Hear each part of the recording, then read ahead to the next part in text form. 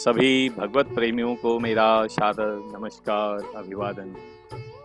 मित्रों, आज शुक्रवार है, तो सर्वप्रथम तो हम शुक्रदेव को इस मंत्र से स्मरण उनका करते हैं, उनको अपना प्रणाम समर्पित करते हैं। ओम हिमकुंद मृणालाभम दैत्यानां परमं गुरुं सर्वशास्त्र प्रवक्तारं भार्गवं प्रणमाम्यहम्। ओम श्री शुक्राचार्याय नमः। ओम शुक्राय नमः। अब मित्रों, मैं आपको आज शुक्र ग्रह के बारे में बताना चाहता हूं कि आखिर शुक्र ग्रह कौन है, शुक्राचार्य कौन है, शुक्र का हमारे जीवन में क्या असर होता है। उस सबसे पहले मैं आपसे निवेदन करना चाहूँगा कि आप मेरे चैनल को अवश्य से अवश्य सब्सक्राइब करें, और अगर आपको मेरा वीडियो पसंद आता है तो आप मेरे वीडियो को अपने मित्रों के साथ शेयर करें और लाइक करें। तो ये मेरा आपसे विशेष अनुरोध है कि आप मेरे चैनल को सब्सक्राइब अवश्य करें, क्योंकि आपको इसी तरह से कई जानकारियाँ आपको मेरे वीडियो से मिलते रहेंगी। तो मित्रों, एक्चुअली शुक्राचार्य जो हैं वो दैत्यों के गुरु थे और उनको संजीवनी विद्या का ज्ञान था। भगवान शंकर की तपस्या करके उनको ये चीज प्राप्त हुई थी। उनको जो है स्वयं भी अमृत प्राप्त था। शुक्र जो हैं उन्होंने भगवान शंकर की जो है घनघोर तपस्या की थी, जिसके वरदान स्वरूप उनको स्वयं भी अमृत प्राप्त हुआ था। साथ ही उन्हें मृत संजीवनी विद्या की भी प्राप्ति हुई थी, जिससे वो जो है किसी भी मृत प्राय प्राणी को जीवन दान दे सकते थे। तो आपने देखा होगा, जब भी देव और दानवों का युद्ध होता था, दैत्य मारे जाते थे, तो शुक्राचार्य जो है अपनी मृत संजीवनी विद्या का प्रयोग कर उन मृत प्राय राक्षसों को जो है पुनर्जीवित कर देते थे। शुक्र प्राणी मात्र के ब्रह्मरंध्र से अमृत संचार करता है।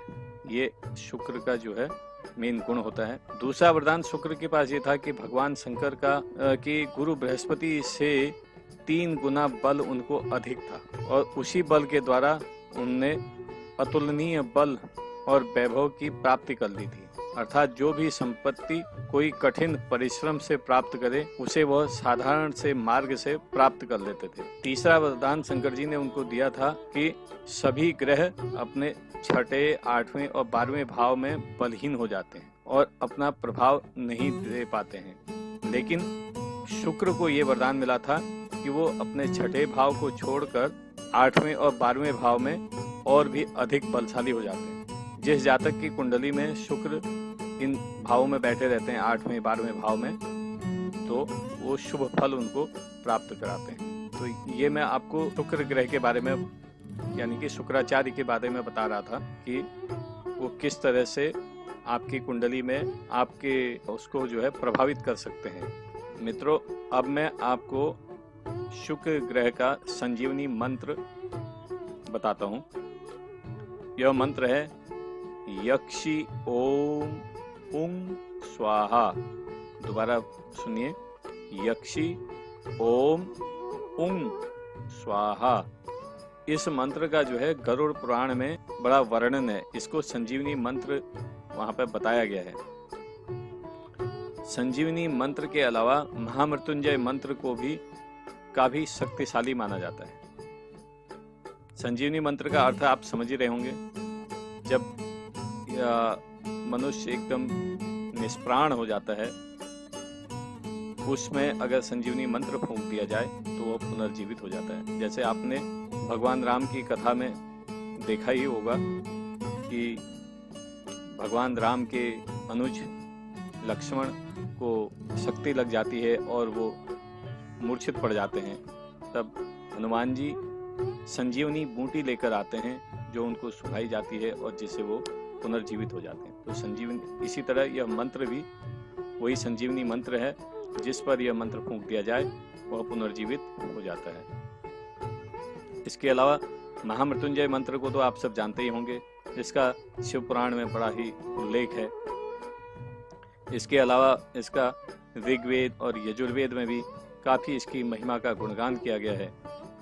महामृत्युंजय मंत्र: ओम त्र्यंबकं यजामहे सुगंधिं पुष्टिवर्धनम् उर्वारुकमिव बन्धनान् मृत्योर्मुक्षीयमामृतात्। तो इस तरह से ये महामृत्युंजय मंत्र भी जो है संजीवनी मंत्र का काम करता है। कहा जाता है यदि कोई व्यक्ति मरणासन्न है तो इस अवस्था में महामृत्युंजय मंत्र को सिद्ध करके अगर उसका जाप किया जाए तो उस व्यक्ति की मृत्यु जो है वो टल जाती है, यानी कि उसकी मृत्यु नहीं होती है, वो पुनर्जीवित हो जाता है। महर्षि मार्कंडेय ने महामृत्युंजय जप के बल पर ही अपने प्राणों को बचाया था, और जब यमराज उनके प्राण लेने आए थे तो उन्होंने महामृत्युंजय मंत्र का जाप किया था और यमराज को खाली यमलोक लौटना पड़ा था। तो ये जो है महामृत्युंजय मंत्र और शुक्र का संजीवनी मंत्र, ये बहुत ही काम की चीजें हैं। एक बार आपको पुनः बता दूं, शुक्र का संजीवनी मंत्र है यक्षि ओम उंग स्वाहा, और महामृत्युंजय मंत्र अभी मैंने आपको बताया था ओम त्र्यंबकं यजामहे सुगंधिं पुष्टिवर्धनम् उर्वारुकमिव बन्धनान् मृत्योर्मुक्षीयमामृतात्।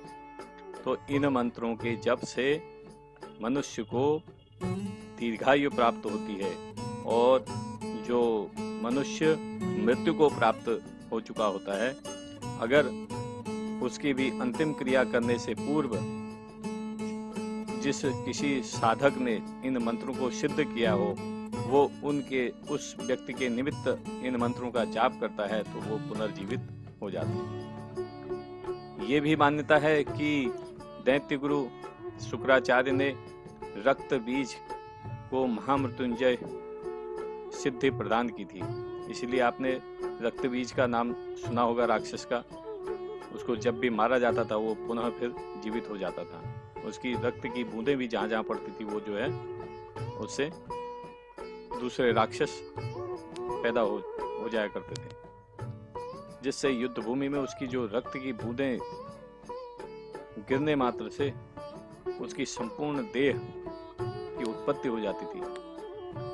तो यही महामृत्युंजय मंत्र का जो है वो फल था।